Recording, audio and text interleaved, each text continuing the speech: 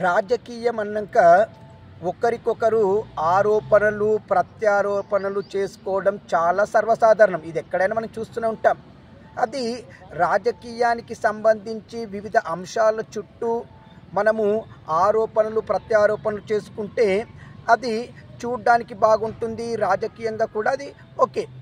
But ఈ మధ్య కాలంలో చాలా రాష్ట్రాలలో ప్రత్యర్థులని అంటే రాజకీయ ప్రత్యర్థులని లేదా రాజకీయంలో ఒకరికొకరు రాజకీయ నాయకులు వ్యక్తిగత దూషణలు చేసుకుంటున్నారండి.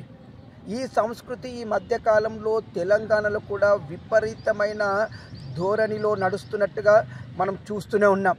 నిన్న కాక మొన్న రేవంత్ రెడ్డి గారు కేసీఆర్ని ఉద్దేశించి మిమ్మల్ని మార్చురికి పంపించాల్సిన సమయం దగ్గర పడ్డదంటే ఒక మనిషి చావుని కోరుకునే విధంగా మాటలు మాట్లాడడం అనేది ఎలాంటి రాజకీయమో మీరే ఆలోచించాలి. మరి దీన్ని మీరు సమర్థిస్తారా లేదనేది నాకు కామెంట్ రూపంలో తెలియచేయండి. ఇట్లు దినేష్ గంగ.